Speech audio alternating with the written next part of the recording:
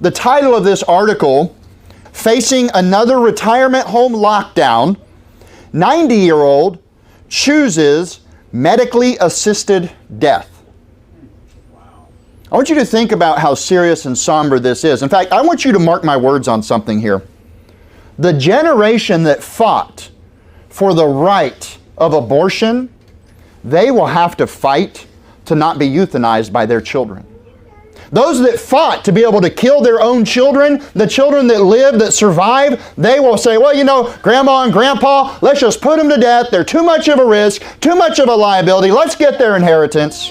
Listen to this article. This article is about 90-year-old Nancy Russell was her name. Long-term care homes and retirement homes are seeing rising cases of COVID-19 and deaths yet again. A worrisome trend that is leading to more restrictions for the residents. But these lockdowns are taking another toll among those who don't get COVID-19. I want you to think about what this is saying. They're scared to death of getting a virus and dying by a virus, or really here, she's scared of being locked in a room for weeks upon end with no visitors, no human interaction, that she says, you know what? Suicide is better. Suicide is better. Listen, suicide is never better. The gift of God is life. The gift of God is eternal life. People don't value life anymore. It says residents eat meals in their rooms, have activities and social gatherings canceled, family visits curtailed or eliminated. You can't see your family. And I know people that have given me the story. We can see Grandpa through the window, but we can't touch him. We can't go to the facility where all we can do is talk or show our face on a computer. We need human interaction. This is how God made us. We're designed for that. And here we've got a 90-year-old woman who says, you know what? I'm afraid of spending the winter alone in my room. Just kill me. That's not numbering your days.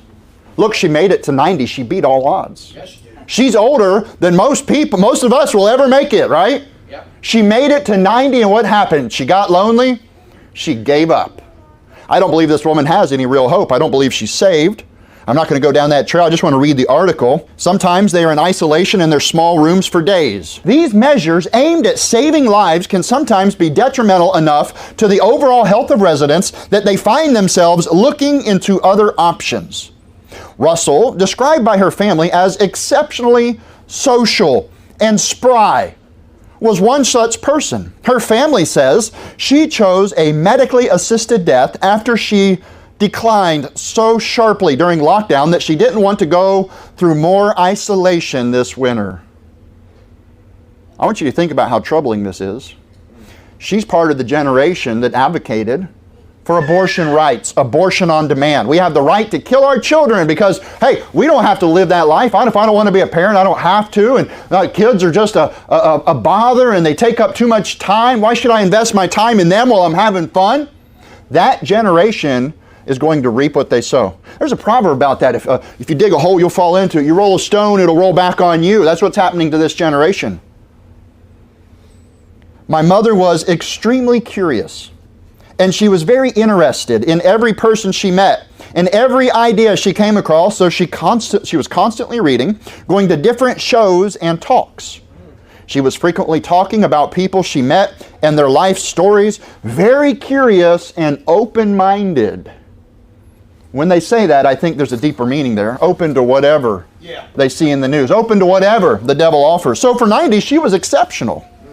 But the first wave of COVID-19 visits and all the activities in her Toronto retirement home, her daughter says they had plastic dividers in the dining rooms and supervised visits in the garden. This sounds worse than prison. She, almost overnight, went from a very active lifestyle to a very limited life, and they had, very early on, a complete 2-week confinement just to her room. Go to your room for 2 weeks. Don't come out. No nurses are coming in. No families coming in. You can't come out. Isn't this, I mean, what do they call that in prison when they lock you up? Like solitary confinement. We're going to slide the tray under the door. Don't touch anybody. Don't sneeze on anybody. Don't breathe. Don't look out the window. You think about how depressing this is on the soul. But worse than that is her reaction. In this article, it also gives statistics. It says that 80% of the deaths in the country have been people in long-term care facilities and retirement homes. You know, if something happens to a person when they get to a certain point, they just give up. How many times have you heard of a couple that married for years and years and years, the husband dies, and the wife was just fine and healthy, but all of a sudden it's like she just gave up. Yeah, my parents. And she died shortly thereafter. Many of us know people just like that. The human will, when it gets broken, or when you don't have a reason to live anymore, you don't have a reason to survive and provide and be a blessing to somebody, you just give up. Many of these people have been locked up and treated like animals, treated like prisoners in their last years. How do you want to spend the last of your years? Not like that. But her reaction to confinement was even worse. Listen, suicide is a sin. Suicide is a wicked sin. If you're saved and you commit suicide, you're still going to go to heaven. That's a sin Jesus paid for. Okay? But what's happening here is Canada has made it legal for somebody that's lonely to commit suicide. You know, it used to be with abortion, you had to have a reason. Then it's just like, well, you don't need a reason. Pregnant? Kill it. No problem. Legal. Paid for. Don't worry, we'll take care of that. Same thing here. It also says more than 70% of those who have died of COVID in Canada are over the age of 80. This lady beat the odds, didn't she? Until she decided to take her own life at the hands of a doctor. It's bad enough that there's literally hundreds of thousands of doctor-induced deaths in America because of the failures of our medical system. There's another article, and I'm not going to read the whole thing, just a brief synopsis, but the title is this: Hundreds of sick Canadians euthanized over loneliness. Listen to this.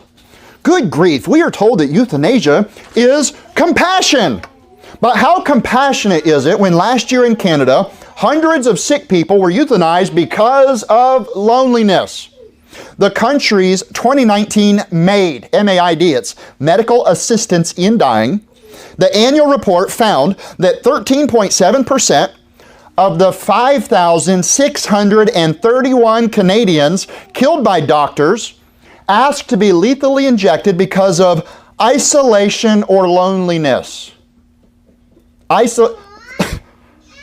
If my math is right, that's about 771 people, or 64 a month, or 2 per day. In Canada, last year, before COVID, 2 people per day committed suicide because of loneliness, and the doctor came in and pulled the trigger, pulled the shot, whatever you want to call it.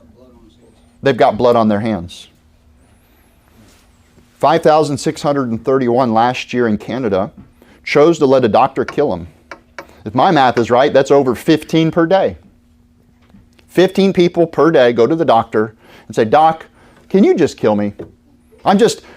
Things aren't the way they used to be. I don't have I can't do what I used to do. Could you just kill me? Could you help me commit suicide and just push me off into eternity on my own?"